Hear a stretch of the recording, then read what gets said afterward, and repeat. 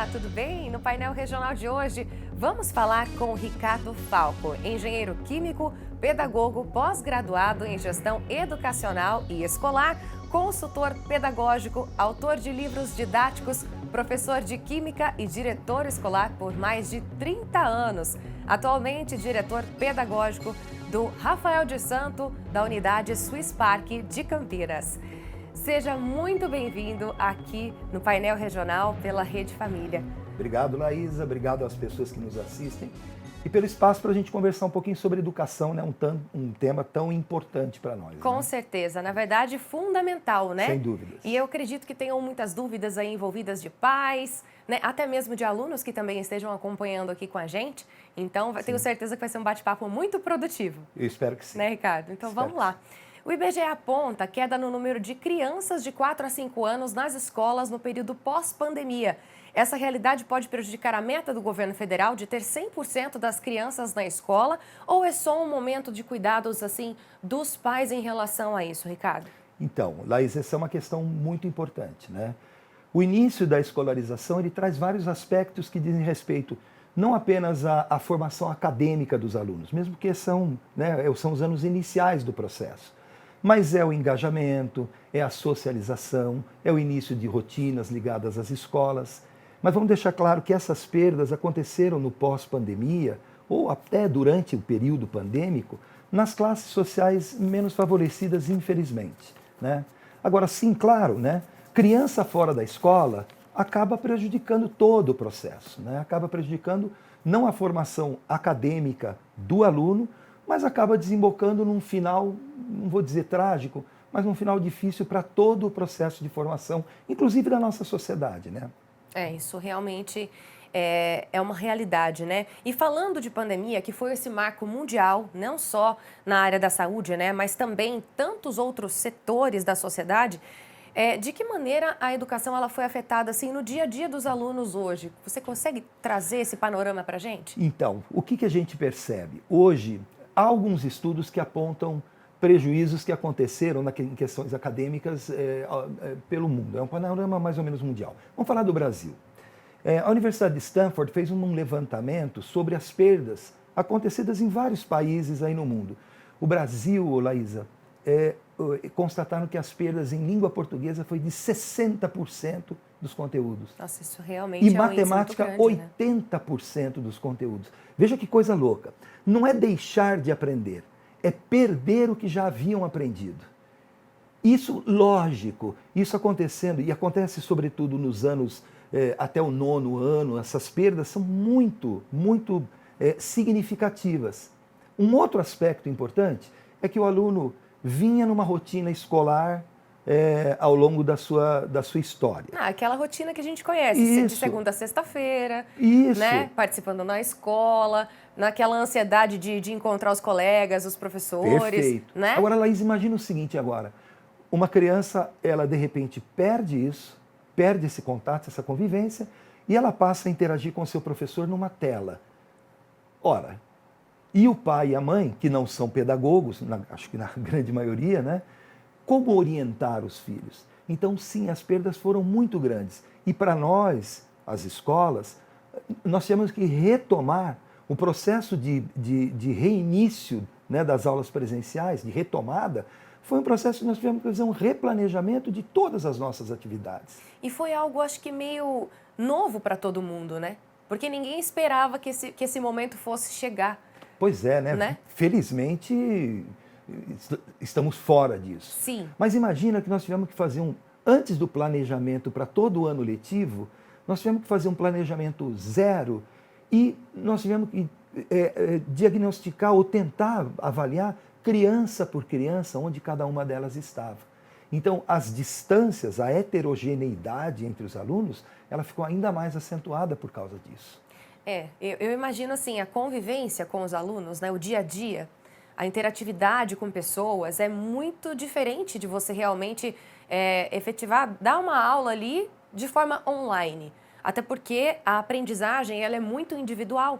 Sim, né? sim. Cada aluno tem a sua individualidade, cada aluno tem a sua necessidade, né, de aprendizado e tudo mais. Às vezes uma atenção especial aqui, uma atenção especial ali, né? E eu acredito que isso tudo foi algo muito novo para todos, né? Todos nós. Foi um choque, assim, de realidade. Ô, Laísa, o processo de ensino e aprendizagem, ele se dá no olho no olho. Eu falo isso para os meus professores, falo assim, se você não tem um contato visual com o seu aluno, você não educa. A presença educa, o olho no olho. Você estar do lado, você chegar ao lado do seu aluno e tentar verificar e acompanhar as dificuldades que eles têm. É assim que acontece o processo, não é? Agora imagina, eu falo isso para os pais, para os professores, para quem eu converso? Nós, adultos, não conseguimos ficar 1 hora na frente de uma tela num curso EAD. É muito difícil. Imagina um jovenzinho, um adolescente, enquanto o outono ferve lá fora, ele na frente de uma tela. É muito difícil. Ainda mais com e não é culpa déficit de deles, atenção, hein? né? Não. Fora os casos que são específicos de cada criança. Sim. É muito difícil. Muito difícil. Eu imagino, até porque essa rotina do dia a dia, né, de segunda a sexta-feira para a escola, e de repente você se pega dentro de casa, né, sendo necessário esse recolhimento, todo mundo dentro de casa, as pessoas que trabalhavam também reclusas, e aí todo mundo precisando usar ali a internet, as redes sociais, ali, toda essa tecnologia para conseguir absorver aprendizado. Então, são os pais que estavam trabalhando em casa, os alunos também estudando dentro de casa. Muita informação, né? Muito difícil. E você vê, o brasileiro é um povo criativo à beça, né? A pandemia trouxe muita dor para muita gente, e Sim. isso a gente também sente. Acho que todos nós tivemos perdas próximas. Mas quantos memes você não viu de mãe, de pai com criança nesse... Quantos? Teve um monte. Do pai, a mãe deixando uma tabuletinha, o almoço não sei aonde, isso não sei o quê, porque é difícil, a convivência ficou difícil, é complicado, é muito complicado. Quando eles voltam, muito cá entre nós, eles voltam, o pai fazia, a criança ia lá assistir a aula online. E aí a frase clássica era, olha, se você ficar direitinho, você ganha não sei o quê, eu deixo você jogar, eu deixo isso, eu deixo aquilo. Imagina que quando ele voltou para a escola, ele voltou pensando o quê? O professor pede para ele fazer uma tarefa, mas o que é que eu vou ganhar? Qual que é o benefício, né, que eu vou ter diante disso? E aí é uma reconstrução, Laís, é uma reconstrução. É uma reeducação, processo. né? Reeducação. É um processo. Eu imagino. E desde 2020, as escolas funcionaram de forma presencial a partir desse ano, de verdade, né? Uhum. E como que está a sala de aula esse ano de 2023 agora, Ricardo? Pois é, essa é uma questão interessante também. Porque nós percebemos que, eu brinco com alguns alunos, eu falo assim, vocês saíram da 5ª série, mas a 5ª série não saiu de você. Porque são alunos que, imagina um aluno que estava terminando a primeira fase da educação básica, que é até o 5º ano, né? São os anos iniciais, e ele vai para o ensino fundamental 2, 6º ano. É uma mudança muito grande. E eles perderam essa rotina, perderam esse momento. Então, quando eles voltaram para a escola, no 7º, 8º ano, eles voltaram com o espírito ainda... Da 5ª série. Né? E a gente percebe isso para eles. Para os maiores, o que nós percebemos foi a perda significativa de conteúdos mesmo. Então, o pessoal do ensino médio teve que retomar muita coisa que acabaram perdendo por conta, evidentemente, das circunstâncias. Então, a gente percebe. Tem sido... Um passo de cada vez, né? Isso, step by step. Vamos devagar. Mas a gente consegue atender. Devagarinho a gente consegue atender. Com acolhimento, amor, carinho, a gente consegue. Esse eu acho que é o grande segredo da educação, né? Envolve esse amor, envolve esse acolhimento. E quando você consegue inserir tudo isso no meio educacional, né? No ano letivo ali, acho que tudo acaba fluindo de uma maneira mais natural, mais aconchegante, né? Eu falo que os pais, nesse momento, tiveram que virar pedagogo, né?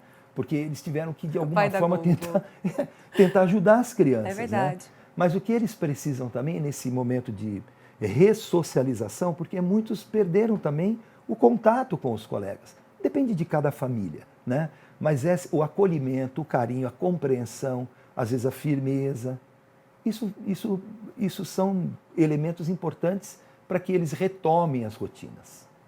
Muito legal, Ricardo. E sobre a tecnologia, né? Uhum. Sendo muito utilizada como ferramenta de ensino, isso se tornou fundamental nesse período que é o que a gente estava falando, né? A tecnologia Uhum. ela foi necessária nesse período de pandemia e tudo mais. Como que vocês lidam agora com a tecnologia, voltando à rotina dos alunos ali no dia a dia?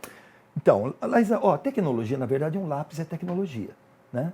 Quando a gente fala das tecnologias usadas durante a pandemia, foram a construção de aulas online, muitos professores que ainda não eram adeptos do uso de ferramentas, né, que já traziam alguns aplicativos, alguns softwares que hoje são bastante comuns e tal, a gente teve que trocar o pneu com o carro andando, né, o avião no voo, né, construiu ali. Mas as escolas que tinham um pouco mais de recurso, elas conseguiram se adaptar muito rapidamente. Olha, na minha escola nós não tivemos esse problema, porque nós abrimos na pandemia. Eu tinha sala com um aluno. Então foi 100% presencial. Mas na maioria das escolas, os alunos tiveram que conviver com uma rotina de aulas online, né? Sim. E aí é outra coisa que dói muito a gente ter assistido. As escolas que tinham alguns recursos, que tinham mais recursos, as escolas, né?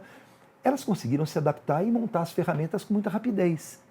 As escolas de menos recurso ou de volta às classes menos favorecidas, as escolas estaduais e municipais, com os professores que ainda não tinham essa vivência, sofreram muito. E aí o abismo aumenta. Isso é uma dor terrível, né? Sim, e aumenta por que exatamente, assim, o que você sente em relação a isso, Ricardo? Porque, imagina, um menino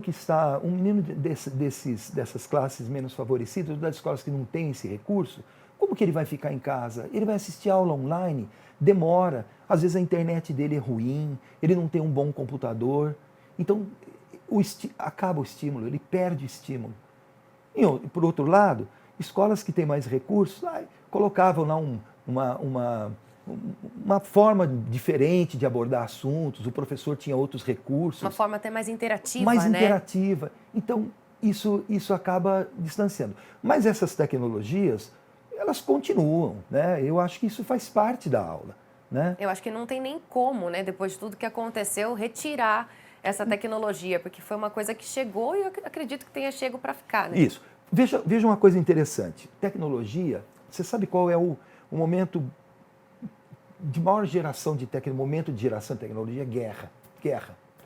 Guerra, o que aparece de coisa altamente tecnológica é uma coisa doida.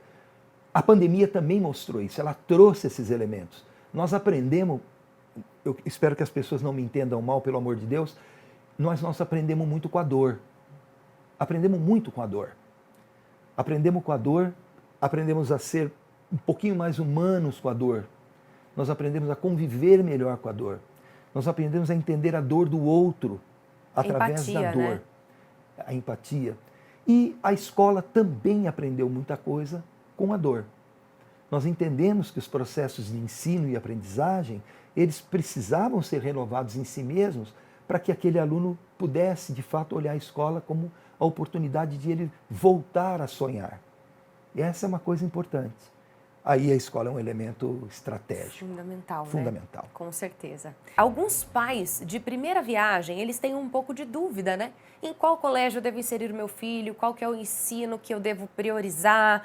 Qual que é a escola ideal para o meu filho? Como que você, Ricardo, lida com esse tipo de situação? Qual que é a instrução como diretor pedagógico? Laísa, essa é uma questão bastante importante. Até esses dias eu estava atendendo uma família que me trouxe uma coisa tão bacana. Eles estão vindo de uma cidade de fora, né, de Capivari, na verdade, aqui próximo de Campinas. E eu falei assim, que legal, vocês vão morar aqui no Swiss Park e tal. Ele falou assim para mim, não. Eu estou escolhendo primeiro a escola para eu decidir onde eu vou morar. Olha a preocupação, né? A primeira coisa que eu oriento as pessoas é que evitem apenas os comentários. Né? Shakespeare falava sobre a beleza do portal, né? em Romeu e Julieta. A gente precisa ter um pouquinho de cuidado com isso. Acho que são aspectos importantes. Primeiro, conhecer quem são as pessoas que estão envolvidas na construção do projeto pedagógico daquela escola. Converse com o diretor pedagógico, converse com o coordenador pedagógico. saiba quais são as linhas que essa escola adota. Valores, princípios, tudo isso, né? Isso é muito importante. Um outro ponto é, ouça pessoas que já frequentam a escola. Conheça através dos outros impressões sobre a escola. Né? Quais são as vivências. Outra questão é, conheça o espaço onde as crianças, o espaço que elas vão desfrutar. É um espaço seguro, é um espaço adequado, conversa com os elementos que a escola apresenta. Outra coisa é, a escola, aquilo que ela apresentou, aquilo vai ao encontro do que você pensa ou de encontro ao que você pensa, né? Se os princípios, se o que foi apresentado, puxa, isso aqui eu achei bacana, a escola tem um projeto bilíngue que eu gostei, a escola tem um projeto de vida que eu gostei, então você está no lugar certo. Agora, não existe, Laísa, não existe o que substitua a alegria de uma criança. Não existe. Em que sentido, Ricardo? Ela tem que ter prazer em ir para a escola. Eu falo para as famílias, eu tenho o costume de receber os meus alunos todos os dias na porta da escola. Ah, isso é tão fundamental. Eu conheço todas as famílias, conheço as crianças, conheço bem.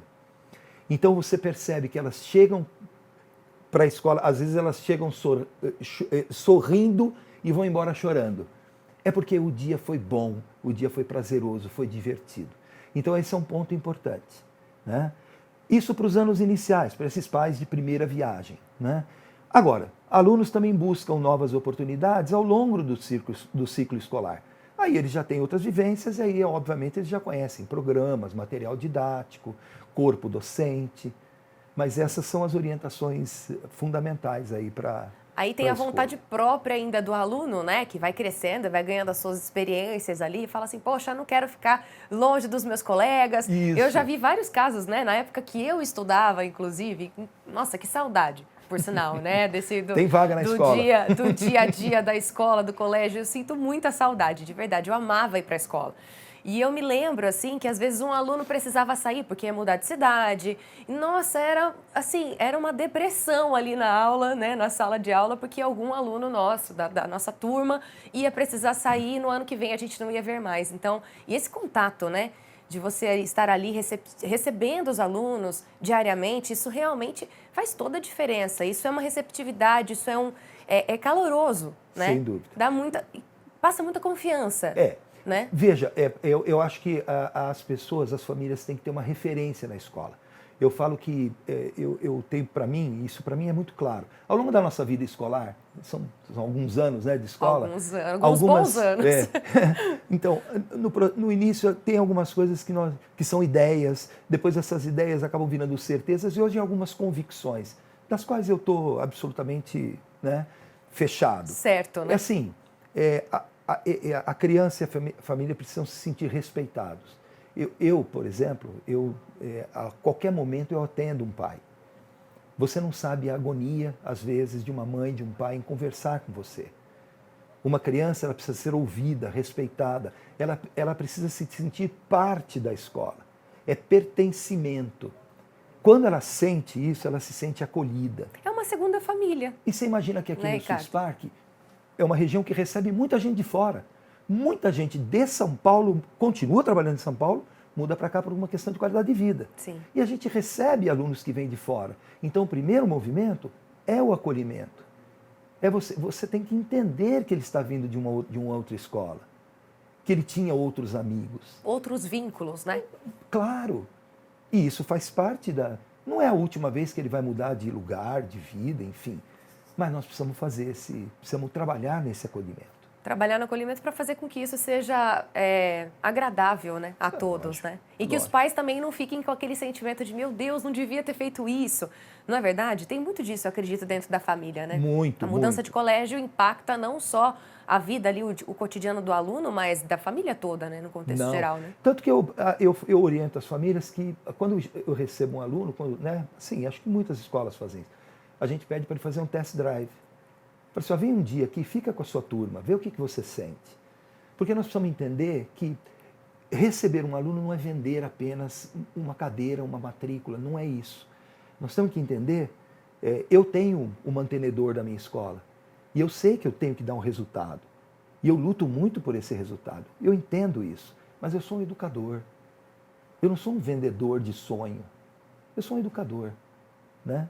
Os meus professores são educadores.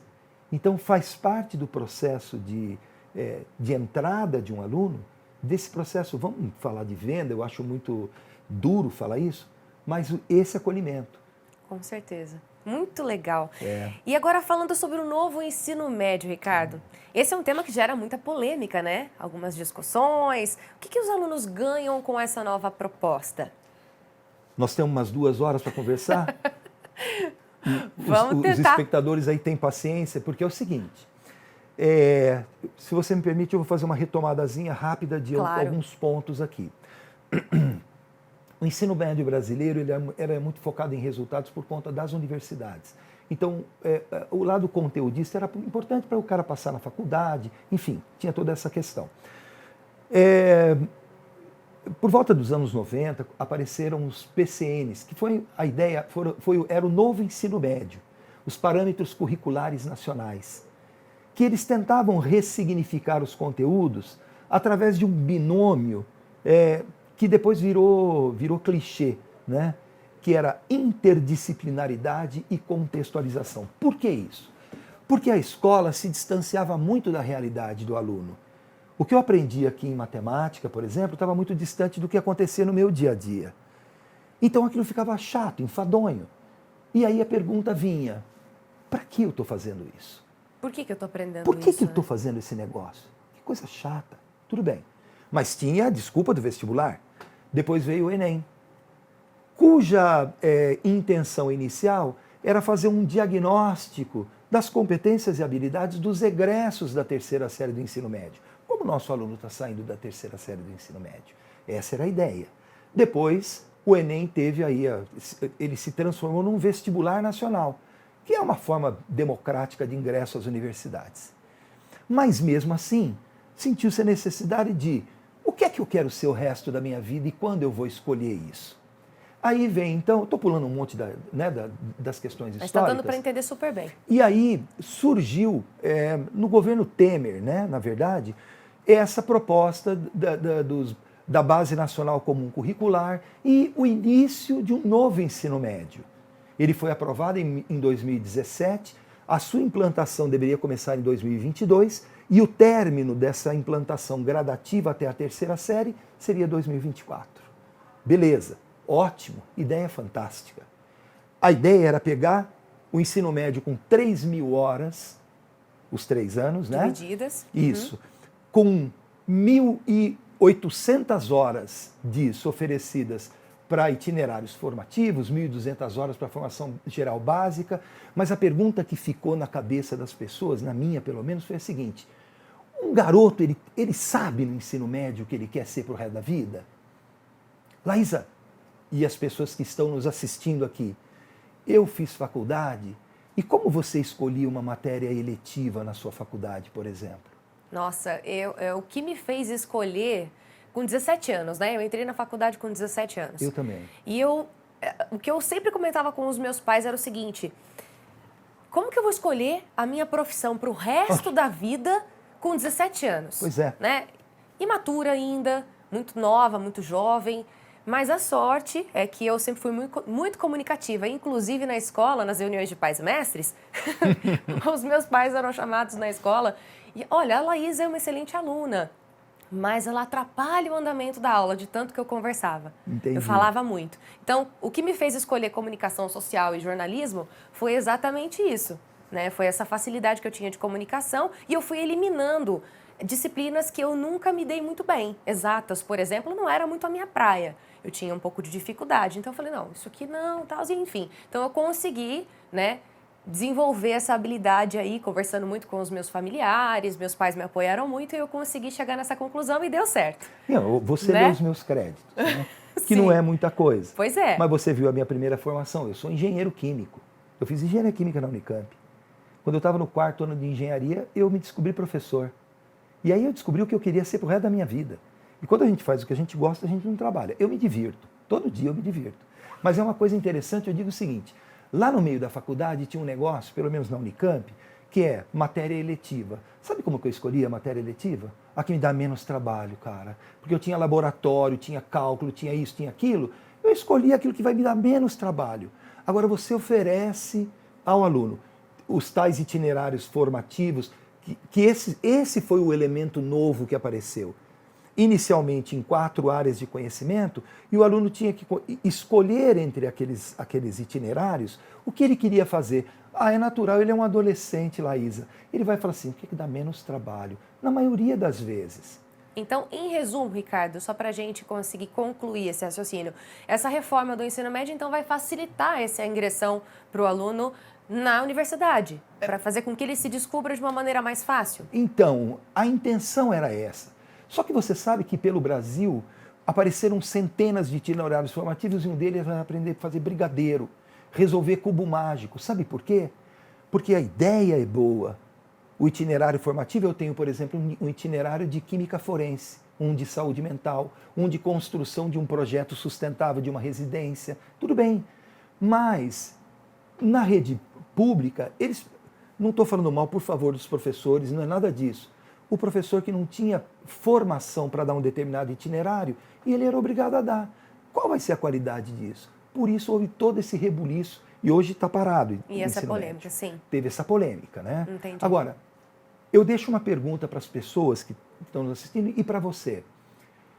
É no ensino médio que nós temos que começar a trabalhar essa questão? Eu acho que não.